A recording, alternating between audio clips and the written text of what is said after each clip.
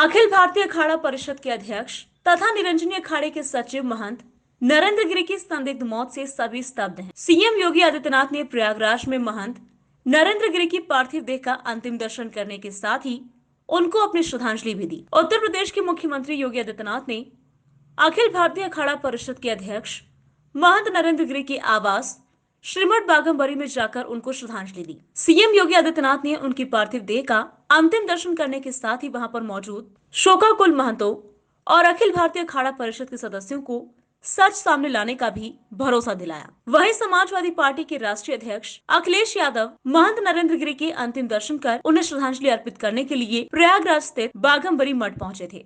आम आदमी पार्टी के संयोजक अरविंद केजरीवाल ने गोवा में भी रोजगार गारंटी ऐलान किया है। उन्होंने यहाँ रोजगार को लेकर 7 चुनावी ऐलान किए हैं। आप गोवा समेत 6 राज्यों में आगामी विधानसभा चुनाव लड़ने की तैयारी कर रही है। आम आदमी पार्टी यूपी और उत्तराखंड में भी मुफ्त बिजली देने का ऐलान कर चुकी है।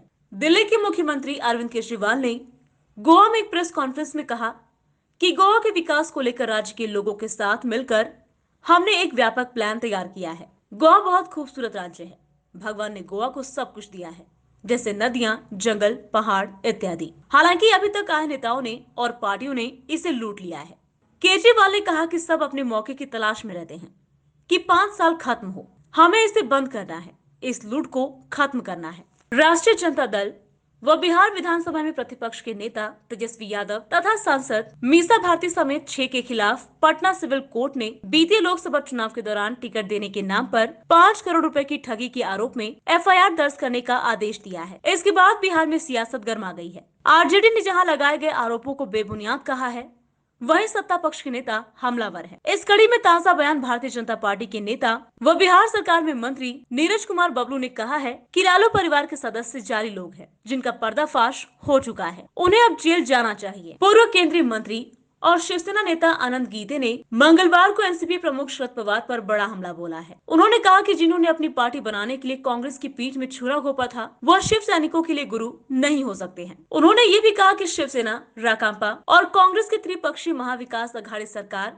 सिर्फ एक समायोजन है। गृह क्षेत्र रायगढ़ में एक जनसभा को संबोधित करते हुए गीते ने कहा कि शरद पवार कभी हमारे नेता नहीं हो सकते, क्योंकि ये सरकार केवल एक समायोजन है। लोग पवार के लिए जितनी वाहवाही करते हैं करें, लेकिन हमारे गुरु दिवंगत बाला साहेब ठाकरे ही हैं। गीते ने कहा कि जब तक ये सरकार चल रही है तब तक चलती रहेगी। अगर हम अलग हो गए तो हमारा घर शिवसेना है और हम हमेशा अपनी पार्टी का साथ देंगे। नवी मुंबई के स्थानपाड़ा में एक निर्दयी बाप ने अपने ही 4 वर्षीय बच्चे को पटक कर मार डाला। आरोपी का अपनी पत्नी से झगड़ा चल रहा था। इसी बीच उसने बच्चे को पटक कर मार डाला।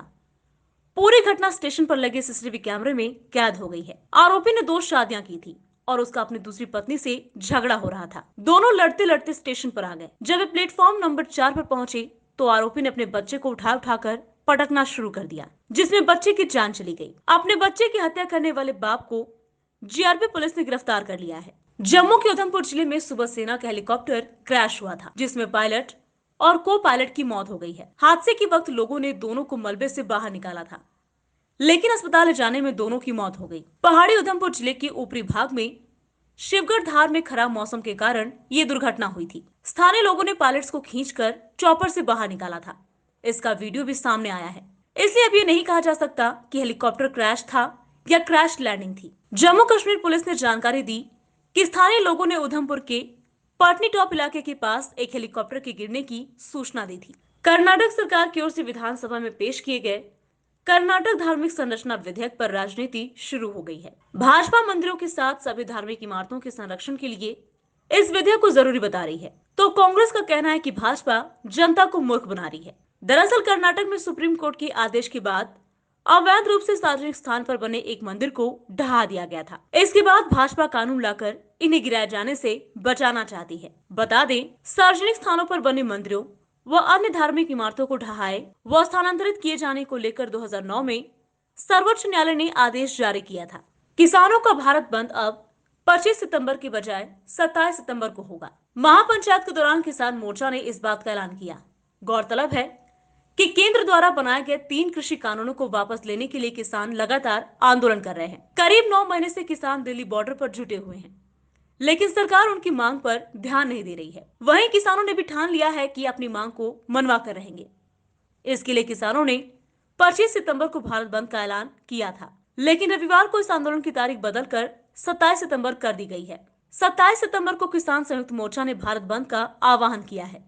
देश के तमाम श्रमिक संगठनों ने, जिसका संयोजक इंटक के राष्ट्रीय अध्यक्ष डॉक्टर जी संजीवा रेड्डी, पूर्व सांसद के संयुक्त हस्ताक्षर से भारत बंद का पूर्ण समर्थन किया है। बिहार के मुख्यमंत्री नीतीश कुमार आज बांका पहुंचे। उन्होंने बांसी में मंदार रोपवे का उद्घाटन किया। मंदार की ख्याति देश भर में है। देश भर से काफी संख्या में लोग मंदार देखने और पर्वतारोहण करने यहाँ पर आते हैं। रोपवे का उद्घाटन होने के बाद लोगों ने काफी खुशी जताई है। लोगों ने कहा कि अब मंदार में ज्यादा पर्यटक आएंगे, इससे रोजगार के भी अवसर यहाँ के लोगों को मिलेंगे। मुख्यमंत्री के साथ राज्य के पर्यटन मंत्री नारायण प्रसाद भी आए हैं। उन्होंने कहा कि मंदार को जैन सर्किट की तरह शिव सर्किट से भी जोड़ा जाएगा। मंदार में रोपवे चालू होने से स्थानीय स्तर पर स्वरोजगार के अवसर प्रदान होंगे। भारत सरकार एवं बिहार पर्यटन के द्वारा मंदार में विकास के कार्य किए जाएंगे। बासुकीनाथ धाम, वैद्यनाथ धाम, मंदार को एक सर्किट से जोड़कर पर्यटन को बढ़ावा दिया जाएगा। महानगर क्षेत्र अहम बदलाव की तैयारी कर रहा है। अगले 20 वर्षों के लिए पुणे शहर और इसके परिवेश के लिए 73,000 करोड़ रुपए की विकास योजना तैयार की गई है और इसे मंजूरी का इंतजार है। यदि इस विकास योजना को मंजूरी दी जाती है और लागू किया जाता है तो इसका नागरिकों के जीवन स्तर और रोजगार पर व्यापक प्रभाव पड़ेगा। मेट्रोपॉलिटन रीजन डेवलपमेंट अथॉरिटी ने विकास योजना की घोषणा की है। पीएमआरडीए के अधिकारियों ने दावा किया कि विकास योजना के अनुसार पुणे रहने के लिए सबसे उपयुक्त शहर हो सकता है और अंतरराष्ट्रीय निवेशकों के लिए देश का शीर्ष शहर हो सकता है।